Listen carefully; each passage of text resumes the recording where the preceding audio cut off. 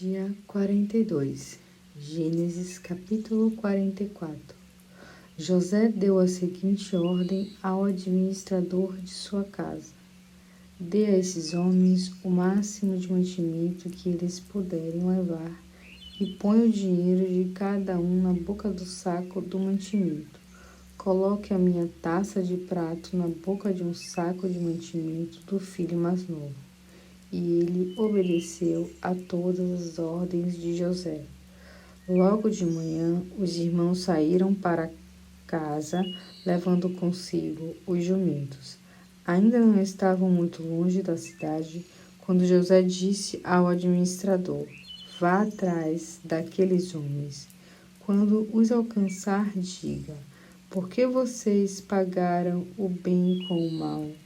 Por que roubaram a taça de prata que o Senhor usa para beber e o que usa para fazer previsões?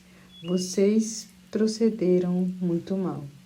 O administrador foi e os alcançou e disse a eles as palavras de José.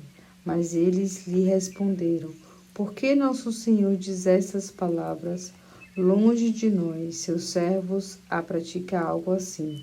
Nós trouxemos de volta o dinheiro da terra de Canaã que achamos na boca dos sacos do mantimento. Então, por que iríamos roubar prata e ouro do seu senhor? Pois bem, aquele dos seus servos com que for encontrada a taça morrerá, e o restante de nós será escravo do Senhor.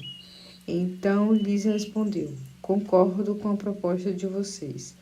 Somente aquele com que for encontrada a taça ficará como escravo. Os outros estarão livres. Trataram de cada um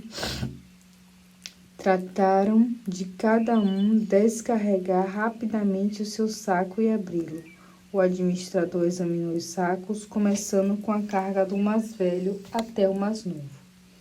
E a taça foi encontrada no saco do mantimento de Benjamim. Então rasgaram suas roupas, carregaram de novo os jumentos e voltaram para a cidade. José ainda estava em casa quando chegaram Judá e os seus irmãos e se lançaram no chão diante dele. José lhes perguntou: o que é que vocês fizeram? Vocês não sabiam que um homem como eu sou capaz de perceber o que acontece? Então Judá disse: o que responderemos ao nosso Senhor? O que falaremos? Como poderemos provar a nossa inocência? Deus trouxe à luz a culpa dos pecados dos seus servos. A partir de agora, somos seus escravos, tanto nós como aquele que estava com uma taça de prata. Mas ele disse: longe de mim fazer mal tal coisa. O homem que roubar a taça será meu escravo. Vocês, no entanto, poderão voltar em paz para a casa do seu pai. Então Judá se aproximou de José e disse: meu senhor, permita-me dizer uma palavra ao meu senhor, e não fique aborrecido com o seu servo, pois o senhor é como o próprio faraó. Meu senhor perguntou aos seus servos: você tem pai e algum outro irmão? E nós respondemos ao Senhor: nosso pai já é bem idoso, e com ele ficou um filho da sua velhice, o mais novo, cuja o irmão já morreu. Ele é o único filho da mesma mãe, e o pai o ama muito. Mas o Senhor disse aos seus servos: tragam um filho mais novo, para que eu veja. Respondemos ao meu Senhor: o jovem não pode deixar o pai, senão o pai morre. Mas o Senhor disse aos seus servos: se o irmão mais novo de vocês não descer com vocês, não os receberei. Assim, voltamos para a casa do seu servo, meu pai, e repetimos a eles as palavras do meu Senhor. Então nosso pai disse: voltem e comprem um pouco de mantimento. Nós respondemos: não podemos descer sem o nosso irmão mais novo. Só iremos se ele for também, porque o governador afirmou que não nos receberíamos se fosse sem o menino. Então nos disse o seu servo, nosso pai: Vocês sabem que a minha mulher me deu 2 filhos. Um deles desapareceu. Certamente foi despedaçado por algum animal selvagem e nunca mais o vi. Se agora também levarem este outro embora e lhe acontecer algum mal, a tristeza fará com que eu desça à sepultura. Agora, pois, eu voltar o seu servo, meu pai, sem levar o jovem comigo, visto que está muito apegado a ele, quando ele perceber que o jovem não está conosco, morrerá. Os seus servos seriam culpados de matar de tristeza o nosso pai. Senhor, o seu servo garantiu que seria responsável pelo jovem. Eu disse assim: se eu não trouxer o jovem de volta, serei culpado para sempre diante do meu pai. Agora peço ao Senhor que eu fique como escravo no lugar do mais jovem e ele volte com seus irmãos. Como poderei voltar a me encontrar com meu pai se o jovem não for comigo? Eu não suportaria ver o sofrimento do meu pai.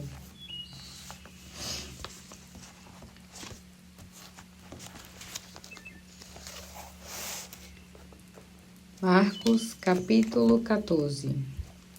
Faltavam 2 dias para o início da festa da Páscoa, quando não se comia pão feito com fermento. Os sacerdotes principais e mestres da lei ainda estavam procurando uma oportunidade para prender Jesus secretamente e entregá-lo à morte. Mas não podemos fazer isso durante a Páscoa, diziam, senão haverá uma revolta no meio do povo. Enquanto isso, Jesus estava em Betânia, na casa de Simão, o leproso. Durante o jantar, entrou uma mulher com um frasco de alabastro, contendo um perfume muito caro e de nardo puro. Quebrando o frasco, ela derramou o perfume sobre a cabeça de Jesus. Alguns dos que estavam à mesa ficaram indignados e disseram uns aos outros: por que esse desperdício de perfume? Isso podia ser vendido por 300 denários e o dinheiro dado aos pobres. E repreenderam a mulher severamente. Mas Jesus disse: deixem-a em paz, porque criticá-lo por haver feito uma boa coisa?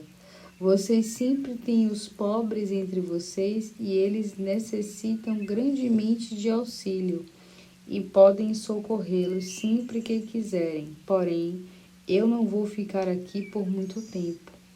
Ela fez o que podia e antes do tempo ungiu meu corpo, preparando-o para o sepultamento. Eu afirmo a vocês que em todo lugar onde a boa nova for pregada, em todo o mundo, o feito desta mulher será lembrado.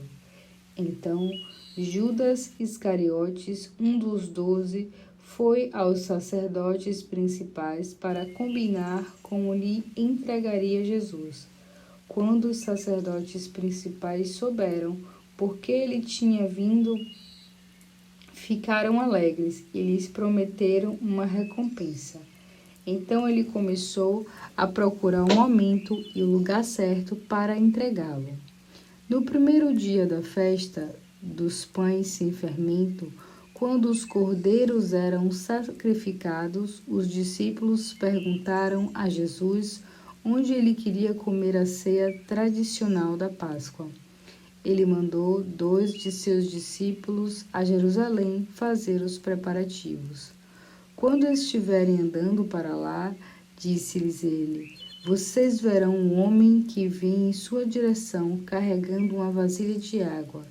Vão atrás dele. Onde ele entrar, digam ao dono da casa: o mestre pergunta: onde fica a sala em que os meus discípulos podemos comer a ceia da Páscoa? Ele levará vocês para uma sala grande toda arrumada no andar superior. Preparem a nossa ceia ali. Então, os 2 discípulos foram para a cidade, acharam tudo como Jesus tinha dito e prepararam a Páscoa. Ao anoitecer, Jesus chegou com os 12. E quando eles estavam reclinados à mesa, comendo, Jesus disse: Eu afirmo a vocês que verdadeiramente um de vocês vai me trair, um de vocês que está aqui comendo comigo.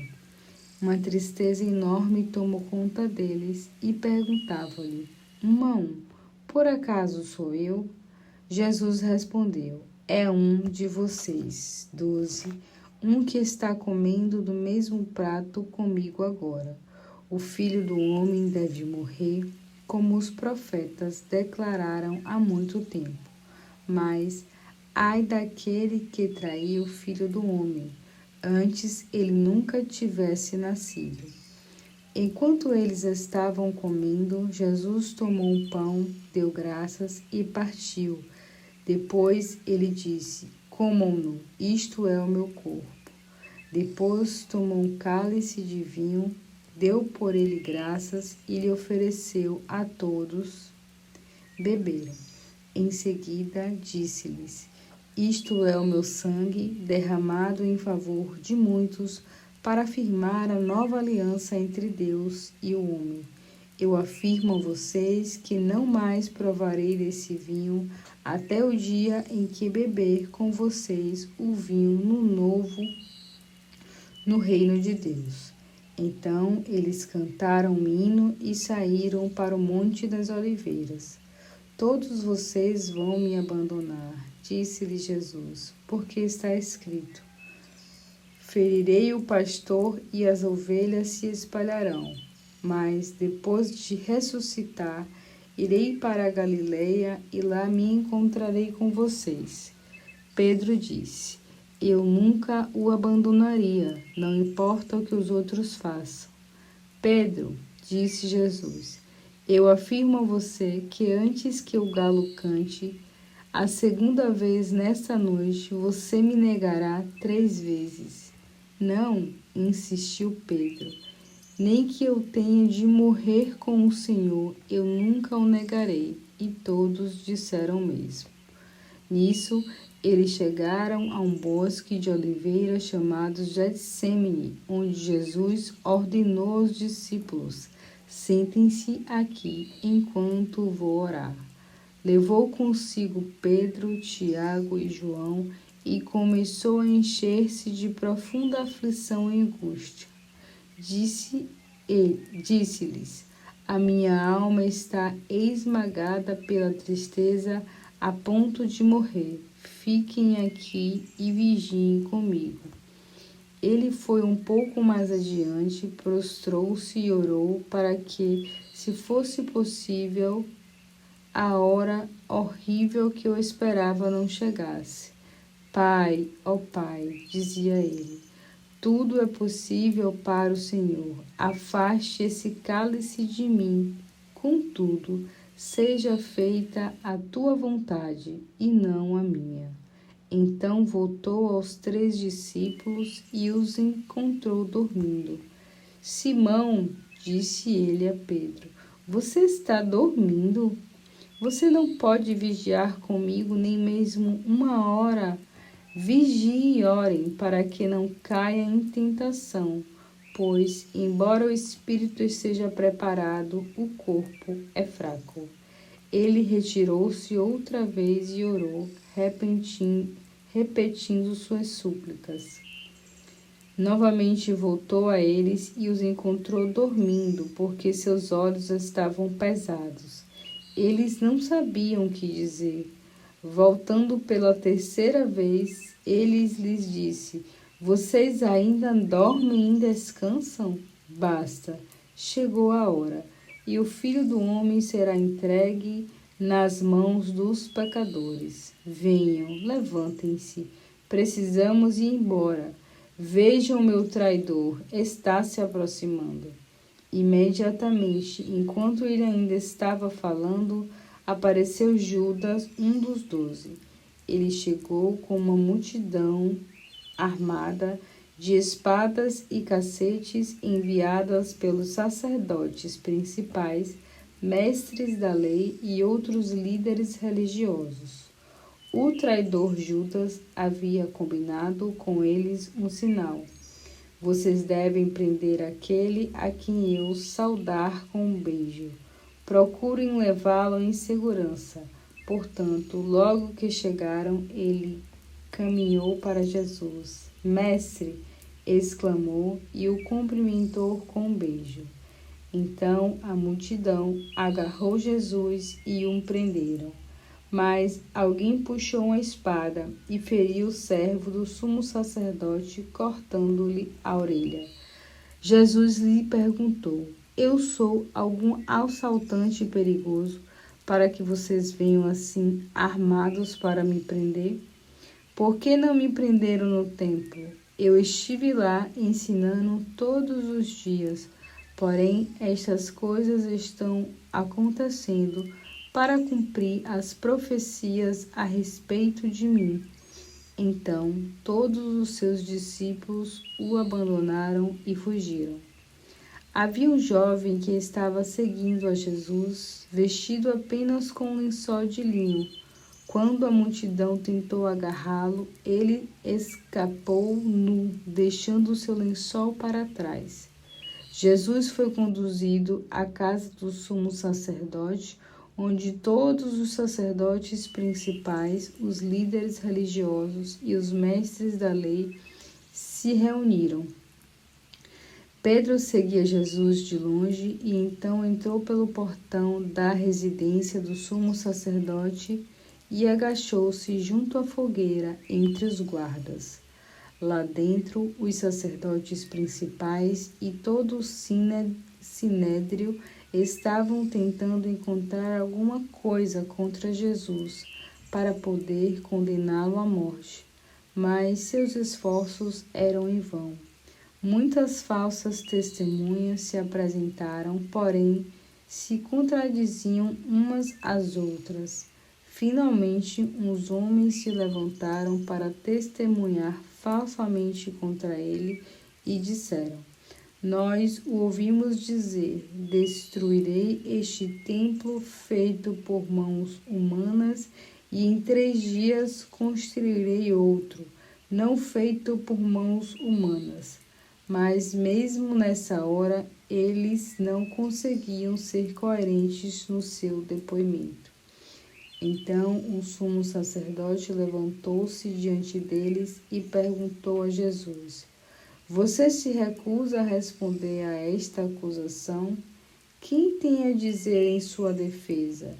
Mas Jesus não deu nenhuma resposta. Então o sumo sacerdote perguntou-lhe: Você é o Cristo, o Filho de Deus Benedito? Jesus disse: Sou, e vocês verão o Filho do Homem assentado à direita do Deus Todo-Poderoso, vindo com as nuvens do céu. Então o sumo sacerdote rasgou as suas roupas e disse: Para que esperar por testemunhas? Vocês ouviram sua blasfêmia? Qual é a sentença de vocês? E todos voltaram pela sentença da morte.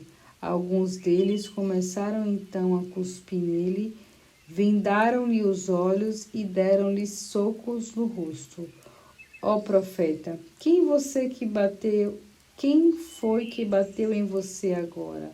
Zombavam deles, e os guardas davam-lhe socos enquanto o levavam para fora.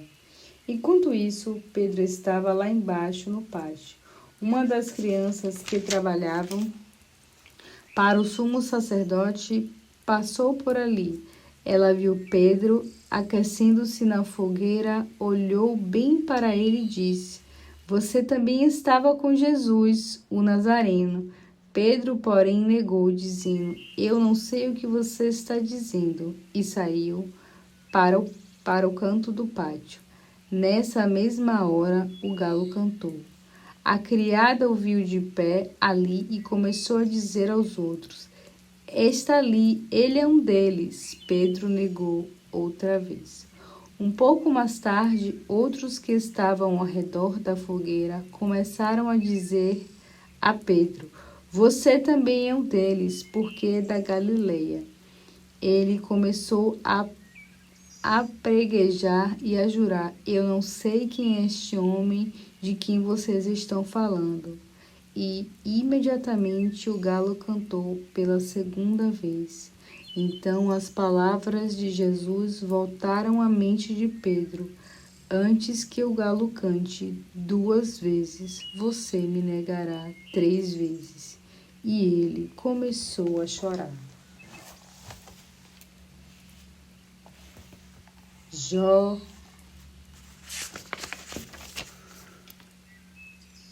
capítulo 10. Estou cansado de viver. Vou abrir meu coração e contar a todos os meus sofrimentos e a tristeza que enche a minha alma. Direi a Deus: não me condene. Diga-me que acusações o Senhor tem contra mim. O Senhor acha justo que eu receba um castigo tão pesado enquanto os perversos sobem na vida e vivem felizes? Afinal, eu também sou a sua criatura. Por acaso o Senhor tem olhos de carne? O Senhor julga com os mortais? Por acaso a sua vida é tão curta como a nossa? Ou são os seus anos como os anos de um homem? Porque o Senhor procura investigar os meus pecados e se informa das maldades que cometi. O Senhor sabe que não sou culpado e que ninguém pode me livrar da sua mão. Com as suas próprias mãos, o Senhor me formou e com todo cuidado. E agora o Senhor irá me destruir? Lembre-se de que eu sou feito de barro, porque agora quer me fazer voltar ao pó. O Senhor já não me derramou como se eu fosse leite, já me coalhou como queijo.